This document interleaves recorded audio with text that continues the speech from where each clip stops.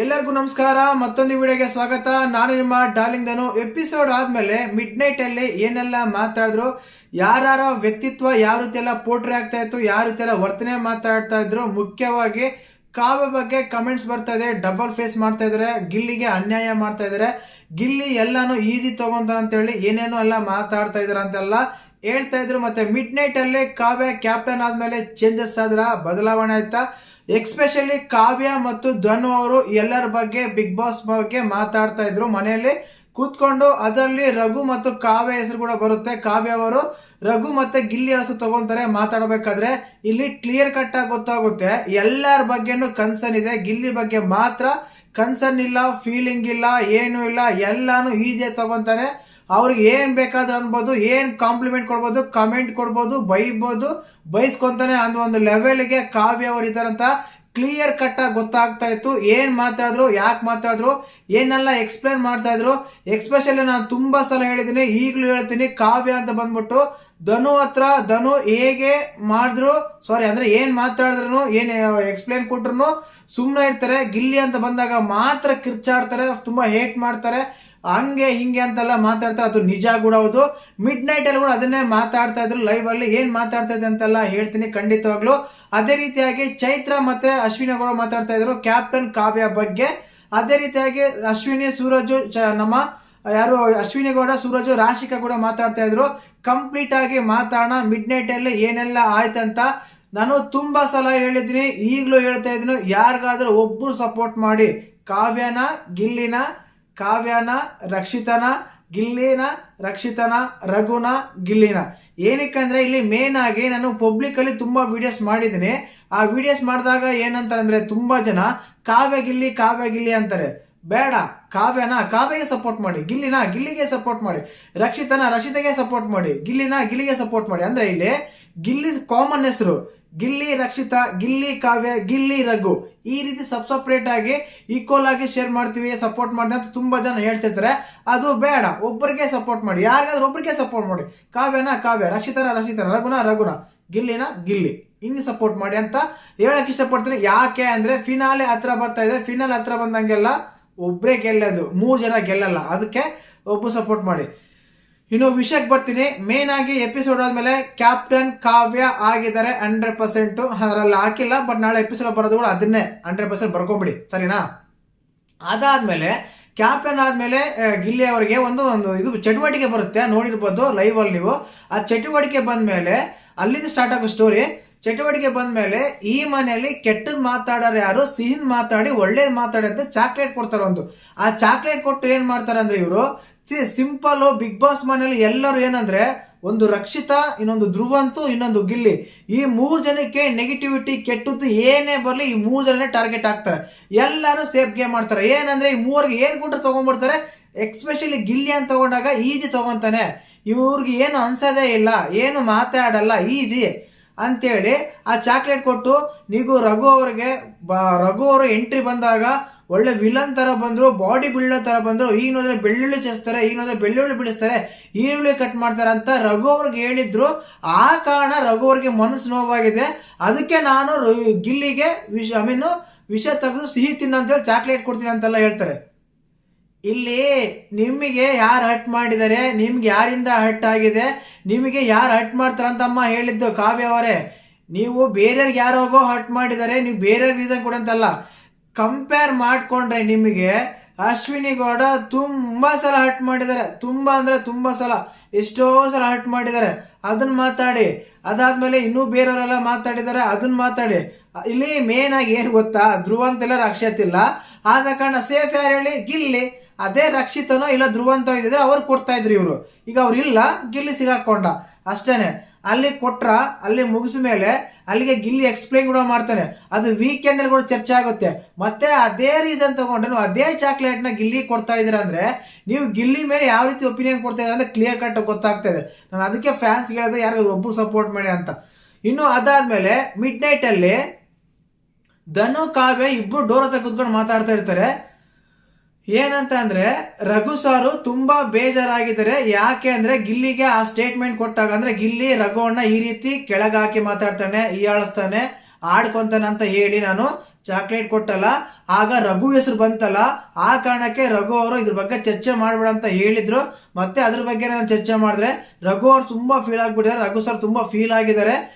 ರಘು ಸರ್ಗೆ ಮನಸ್ಸು ನೋವಾಗಿದೆ ಅಂತ ಮಾತಾಡ್ತಾರೆ ವಿನಃ ನಾನು ಗಿಲ್ಲಿ ಅವ್ರಿಗೆ ಈ ರೀತಿ ಚಾಕ್ಲೇಟ್ ಕೊಟ್ಟೆ, ಈ ರೀತಿ ಸ್ಟೇಟ್ಮೆಂಟ್ ಕೊಟ್ಟೆ, ಗಿಲ್ಲಿ ಏನ್ ಅನ್ಕೊಂಡ್ರ ಪಾಪ ಅಂತ ತಿಂಕೇ ಮಾಡಲ್ಲ. ಅವ್ರ ಬಾಯಲ್ಲಿ ಮಾತೇ ಬರಲ್ಲ ಗುರು. ಅಂದ್ರೆ ಇಲ್ಲಿ ರಘು ಸರ್ ನೋವಾಗಿದ್ದಾರೆ, ರಘು ಸರ್ ಮನಸ್ಸು ನೋವಾಗಿದೆ ಅಂತ ಮಾತಾಡಿದ್ರ ವಿನಃ ಗಿಲ್ಲಿ ಈ ರೀತಿ ಕೊಟ್ಟಲ್ಲ, ಗಿಲ್ಲಿ ಏನಾದ್ರು ಅನ್ಕೊಂಡ್ರ ಇಲ್ಲ.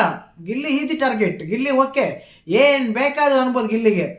ಈ ರೀತಿ ಎಲ್ಲ ಮಾತಾಡ್ತಾ ಇದಾರೆ. ನಾನು ಡಬಲ್ ಫೇಸ್ ಅಂತೆಲ್ಲ ಒಪ್ಪಲ್ಲ ಕಾವ್ಯ, ಬಟ್ ತುಂಬಾ ಸಲ ಹರ್ಟ್ ಮಾಡಿದಾರೆ ಗಿಲ್ಲಿ ಅವ್ರಿಗಂತಾನೆ ಹೇಳಕ್ ಇಷ್ಟಪಡ್ತೀನಿ. ಈ ಅಣ್ಣ ಅಂತ ತೆಗ್ದಿರ್ಬೋದು, ಮತ್ತೆ ವಿಷ ಅಂತ ಬಂದಿರ್ಬೋದು, ಮತ್ತೆ ಅದಾದ್ಮೇಲೆ ಬೇರೆ ವಿಷಯಗಳು ತಗೊಂಡಿರ್ಬೋದು. ತುಂಬಾ ಸಲ ಹರ್ಟ್ ಮಾಡಿದ್ದಾರೆ ಸತ್ಯ. ಅದೇ ರೀತಿಯಾಗಿ ಸಪೋರ್ಟ್ ಮಾಡಿದ್ದಾರೆ, ಇಲ್ಲ ಅಂತಾನು ಹೇಳಕ್ಕಾಗಲ್ಲ. ಬಟ್ ಏನಂದ್ರೆ ಎಲ್ಲದಕ್ಕೂ ಗಿಲ್ಲಿ. ಬಟ್ ಇಲ್ಲಿ ಕಾವ್ಯ ಅವ್ರಿಗೆ ಒಂದು ಅರ್ಥ ಆಗ್ಬೇಕು, ಯಾರಾದ್ರೂ ನಂಬ್ಲಿ ಬಿಡ್ಲಿ ಏನಾದ್ರೂ ಮಾಡ್ಕೊಳ್ಳಿ, ನಾನು ಎಪಿಸೋಡ್ ನೋಡಿದೀನಿ, ರಿವ್ಯೂಸ್ ನೋಡಿದೀನಿ, ಪಬ್ಲಿಕ್ ಅಲ್ಲಿ ರಿಯಾಕ್ಷನ್ ತಗೊಂಡಿದ್ದೀನಿ, ಪಬ್ಲಿಕ್ ಅಲ್ಲಿ ಹೋಗಿ ಮೈಕ್ ಇಟ್ಕೊಂಡು ಕೂಡ ಕೇಳಿದೀನಿ ಎಲ್ಲಾನು. ಏನಂತ ತಗೊಂಡಾಗ ಕಾವ್ಯದಿಂದ ಗಿಲ್ಲಿ ಅಲ್ಲ, ಗಿಲ್ಲಿಯಿಂದ ಕಾವ್ಯ, ಗಿಲ್ಲಿಯಿಂದನೇ ಕಾವ್ಯ. 80% 30% ಗಿಲ್ಲಿ ಆಟ ಆಡಿದ್ರೆ ಆಲ್ಮೋಸ್ಟ್ 70% ಗಿಲ್ಲಿ ಜೊತೆಗೆ ಅಟ್ಯಾಚ್ ಆಗಿದೆ. ಇನ್ಸ್ಟಾಗ್ರಾಮ್ ರೀಲ್ಸ್ ತಗೊಳ್ಳಿ, ಫೇಸ್ಬುಕ್ ರೀಲ್ಸ್ ತಗೊಳ್ಳಿ, ಯೂಟ್ಯೂಬ್ ರೀಲ್ಸ್ ತಗೊಳ್ಳಿ, ಎನಿ ಒನ್ ಸೋಷಿಯಲ್ ಪ್ಲಾಟ್ಫಾರ್ಮ್ ತಗೊಳ್ಳಿ, ಯಾವ್ದಾದ್ರು ತಗೊಳ್ಳಿ, ಏನ್ ಬೇಕಾದ್ರೂ ತಗೊಳ್ಳಿ. ಈಗೀಗ ಓಕೆ ಆಟ ಓಕೆ, ಸ್ಟಾರ್ಟಿಂಗ್ ಅಲ್ಲಿ ಗಿಲ್ಲಿ ಜೊತೆಗೆ ಕಾವ್ಯ ಇದ್ದಿಲ್ಲ ಅಂದ್ರೆ, ಕಾವ್ಯ ಯಾವಾಗೋ ಬಿಗ್ ಬಾಸ್ ಮನೆಯಿಂದ ಹೊರಗಡೆ ಬರ್ತಿದ್ರು, ಅಶ್ವಿನಿ SN ಬಂದ್ರ ನೋಡಿ ಆ ರೀತಿ ಬರ್ತಾ ಇದ್ರು. ಇದು ಸತ್ಯ ಕೂಡ ಹೌದು. ಆಲ್ರೆಡಿ ಜೋಡಿಗಳಲ್ಲಿ ತುಂಬಾ ಜನ ಹೊರಗಡೆ ಬಂದಿದ್ದಾರೆ, ಬಟ್ ಕಾವ್ಯ ಮಾತ್ರ ಉಳ್ಕೊಂಡಿದ್ದು ಗಿಲ್ಲಿಂದಾನೆ ಅಂತ. ಹಂಗಂತ ಗಿಲ್ಲಿ ಕರೆಕ್ಟ್ ಆಗಿದಾರ, ಸ್ವಲ್ಪ ಅವಾಗ ರೇಗಿಸಿದಾರೆ, ಇಟೇಟಿಂಗ್ ಮಾಡಿದ್ರೆ ಇಲ್ಲ ಅಂತಲ್ಲ. ಬಟ್ ನೀವಿಗೆ ಫ್ರೆಂಡು ಪ್ಯೂರ್ ಅಂತ ಬಂದಾಗ ನಿನ್ನೆ ಟಾಸ್ಕ್ ಅಲ್ಲಿ ನೋಡ್ತಾರೆ, ಮುಚ್ಕೊಂಡು ಹೋಗೋ ಅಂತೆಲ್ಲ ಹೇಳ್ತಾರೆ, ಇವತ್ತು ಹೇಳ್ತಾರೆ ವಿಷಕಾರಿ ಅಂತಾರೆ, ಇನ್ನೊಂದ್ಸಲ ಬರ್ತಾರೆ ನೀನ್ ಕೆಳಗಾಗಿ ಕಾಮಿಡಿ ಮಾಡ್ತೀಯ ಅಂತ ಹೇಳ್ತಾರೆ. ಎಲ್ಲರೂ ಹೇಳೋದ್ ಬೇರೆ, ನೀವ್ ಹೇಳೋದ್ ಬೇರೆ. ನಿಮ್ಮ ಫ್ರೆಂಡ್ ಬಗ್ಗೆ ನಿಮ್ಗೆ ಗೊತ್ತಿರುತ್ತೆ ಏನಂತ. ಬಟ್ ಅದೇನ್ ಗೊತ್ತಾ, ಒಂದ್ಸಲ 2 ಸಲಕ್ಕೆ ಒಂದ್ಸಲ ಪ್ರತಿ ಸಲ ಏನಾದ್ರೂ ನೆಗೆಟಿವ್ ಕೊಡ್ಬೇಕಾದ್ರೆ ಅವ್ರನ್ನೇ ಕರೆದು ಅವ್ರನ್ನೇ ಕೊಟ್ಟು ನೀನೇ ಇದು ನಗ್ತಾ ಇರೋ ಅಂತ ಹೇಳೋದು ಅನ್ಸುತ್ತೆ. ಬಟ್ ಗಿಲ್ಲಿದೆಲ್ಲ ಸೀರಿಯಸ್ ಆಗಿ ತಗೊಳೋದೇ ಇಲ್ಲ, ಅದು ಬೇರೆ ವಿಷಯ. ಈ ರೀತಿ ಎಲ್ಲ ಧನು ಹತ್ರ ಚರ್ಚೆ ಮಾಡ್ತಾ ಇದ್ರು ಕಾವ್ಯ. ಅಲ್ಲಿ ಪಾಯಿಂಟ್ ಏನಂತ ನಾನು ಹೇಳೋದು, ನೀವು ರಘುವರಿಗೆ ಮನಸ್ಸು ನೋಯ್ದು ಅಂತ ಅನ್ಕೊಂಡ್ರೆ ಅನ್ನೋದು ಬಿಟ್ರೆ ಗಿಲ್ಲಿ ಏನ್ ಅನ್ಕೊಂಡೋ ಏನಂತ ಮಾತೇ ಬರಲಿಲ್ಲ, ಅದು ಬೇಜಾರಾಯ್ತು ಅಷ್ಟನ್ನೇ. ಅದೇ ರೀತಿಯಾಗಿ ಅಶ್ವಿನಿ ಗೌಡರ ಬಗ್ಗೆ ಮಾತಾಡ್ತಾರೆ. ಅಂದ್ರೆ ಇವ್ರು ಏನ್ ಹೇಳ್ತಾರೆ ಅಂದ್ರೆ, ಆ ಗಿಲ್ಲಿ ನನಗೆ ಗಿಲ್ಲಿಗೆ ಅಷ್ಟು ಬೈದ್ರು ಕೂಡ, ಗಿಲ್ಲಿ ಅಷ್ಟು ಏನೋ ಅಂದ್ರು ಕೂಡ ಅವರು ಗಿಲ್ಲಿ ಮಾತಾಡೋದು ಜೆನ್ಯೂನ್ ಆಗಿರುತ್ತೆ. ಗಿಲ್ಲಿ ಫೇಸ್ ಅಲ್ಲಿ ಯಾವುದೇ ಒಂದು ನಾಟಕ ಮಾಡ್ತಾನೆ, ಇನ್ನೊಂದೇನೋ ಮಾತಾಡ್ತಾನೆ ಅನ್ಸಲ್ಲ ನನಗೆ.